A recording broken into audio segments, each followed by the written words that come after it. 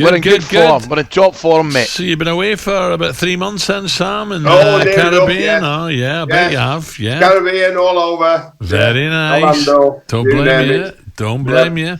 Good Sam, did you get a chance to? Well, were you there last night at City, or did you watch it in telly? Because it was ultra impressive.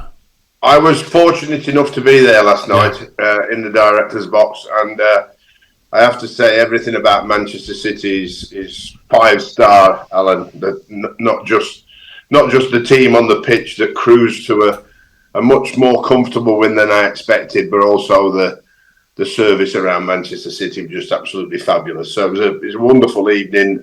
Not if you're an Arsenal fan, which was most of my friends last night who invited me to the game. So they went home bitterly disappointed, but it was a wonderful show from Man City. Sam, some Arsenal fans and neutrals are saying Arsenal bottled it, but I'm tending to go where I thought the way City passed the ball, kept the ball when they lost it, which wasn't often, got it back immediately. Their movement and their counter-attack when they had to was sensational. I just thought that's one of the best performances I've seen from a City side. Oh, I agree, Alan. I think that the dynamic of Man City wasn't to just keep the ball. It was to penetrate Arsenal as quick and as often as they possibly could. And I think that the way that they played that and the way that they moved the ball forward quickly, and I've never seen them play forward as quickly and as often as they did last night, particularly off Haaland, and then De Bruyne seemed to be employed just behind him, and of course those two together the whole team was absolutely brilliant. There wasn't a bad player in Manchester City's team, but those two particularly clicked last night, and they caused a huge amount of problems. And of course, Jack Grealish is getting ever more influence on Manchester City's performances, but realistically, Arsenal never defended well enough, and because they probably have the same reputation as Pep, they went and tried to play like Manchester City and failed miserably. So they got the result that they deserved, unfortunately. Sam, tell me, we've got Everton versus Newcastle tonight, which is live on talkSPORT 2.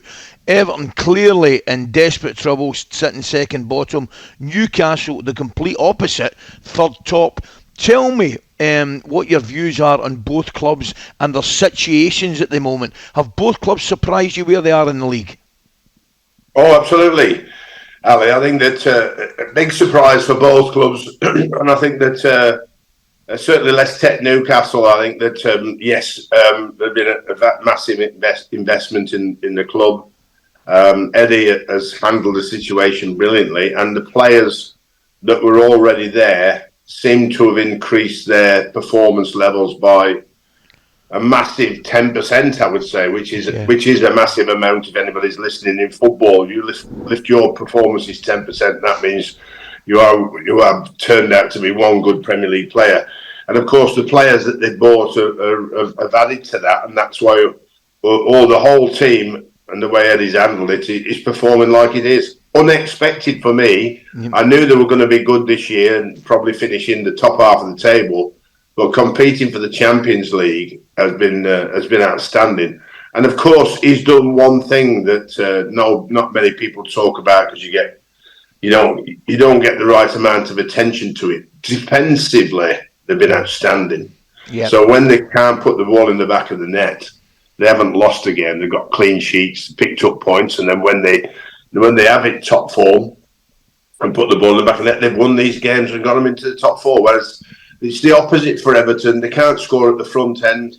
Calvert-Lewin has had so many injuries yet again. I don't know why, but it's a big problem at the football club why he's been injured as often and as long as he has.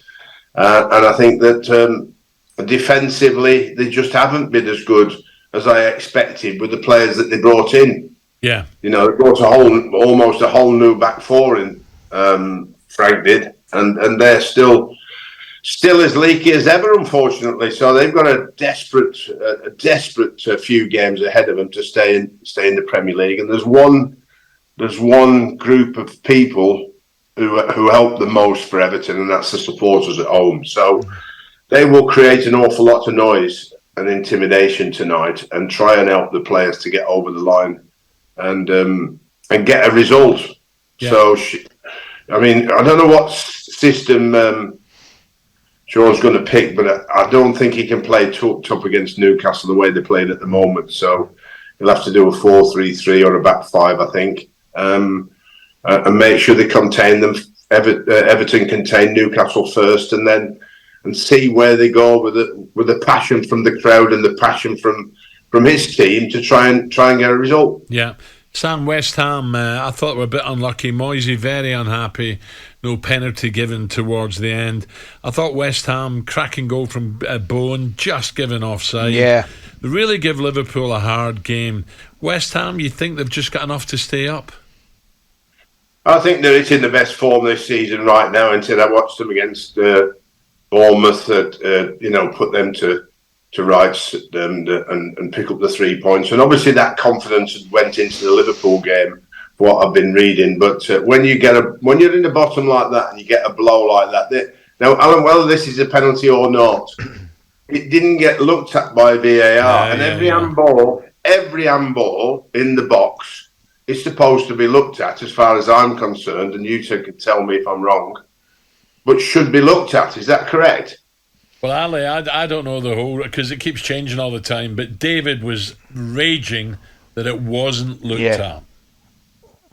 Well, of course, you'll see that next week or tonight or tomorrow night or Saturday, exactly the same thing will happen, and straight away the referee will give a penalty. So, Sam, I thought on a different a penalty I'm talking about, but not handball.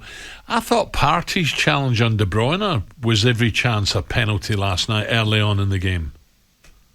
Well, I can't remember that one, because I only saw a few clips last night when I got in. You know what I mean? So it was early on, Sam, and he put his leg right across De Bruyne, nowhere near the ball. If that's anywhere else in the pitch, for me, that's a free kick. But look, that wasn't given either. But Davey was very angry. Just a quick one, Sam. Run out of time. Chelsea, what the hell? Frank must be saying, why have I gone back? Oh, dearie me. Talk about wasting money, unfortunately. It's the opposite to Newcastle. Yeah. Newcastle have not been sucked into spending wildly on players that they haven't done enough research on. The new ownership have obviously decided that they have this plan, but have gone with it far too quickly.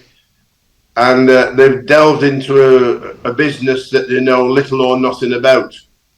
So what they've done is they've come, blustering in, all guns blazing, and paid the price for that. So they should have been more patient. Should have left Graham Potter to it with what he got. Add to that here and there, and not go out and spend all the money on all these players on whether they might fit or whether they won't fit. And I think that probably when you've got too many players to handle as a manager on a daily basis, there's nothing worse for team morale or team spirit when you can't fit them all into one dressing room. Imagine that. You're a first team player, you've been bought for 10 or 15, 20 million, and all of a sudden you might have to say, well, you might have to change in that dressing room next door because we've got so many players here, you know. It's a terrible state the club's in at the minute.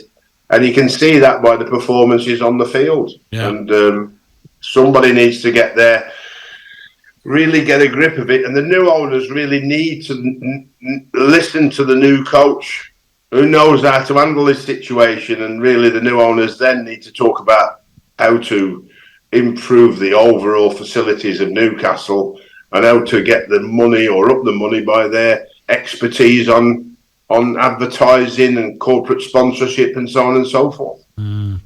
Sam, enjoy the games tonight, mate. Good to talk, Sam. Thank you. Great to talk again. Good to see you, lads.